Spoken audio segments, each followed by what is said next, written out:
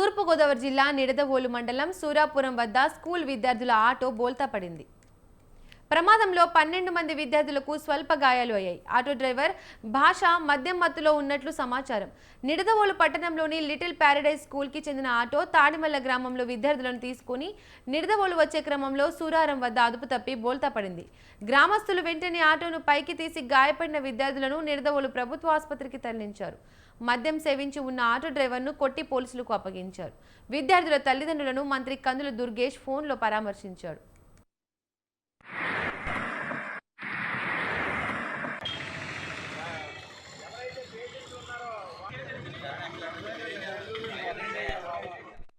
Little Paradise విద్యాసంస్థ నిడదవోలుకు సంబంధించిన విద్యాసంస్థకు సంబంధించినటువంటి ఆటోలో తాడిమళ్ళ గ్రామానికి చెందిన కొంతమంది విద్యార్థులు ప్రయాణిస్తూ సూరాపురం గ్రామం దాటేసరికి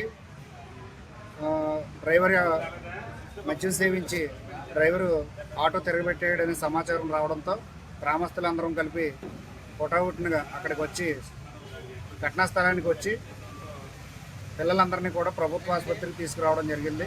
ఈ సంఘటన జరిగిన వెంటనే మంత్రివర్యులు శ్రీ కందుల దుర్గేష్ గారు కూడా ఫోన్ చేసి పిల్లలకి ఏ విధంగా ఉంది ఏంటనేది అన్నీ కూడా యోగక్షేమాలు అడిగి తెలుసుకోవడం జరిగింది.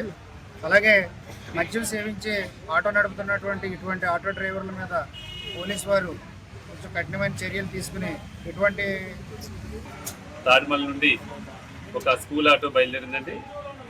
భాష అనే ఆటో డ్రైవర్ దానికి AP 37 TB 0736 అనే నెంబర్ గల ఆటోని ప్రతిరోజు తాడిమల్ నుంచి సుమారుగా 12 మంది పిల్లల్ని లిటిల్ ప్యారడైజ్ మరియు స్టార్ 45 స్కూల్కి తీసుకొస్తుంటాడు.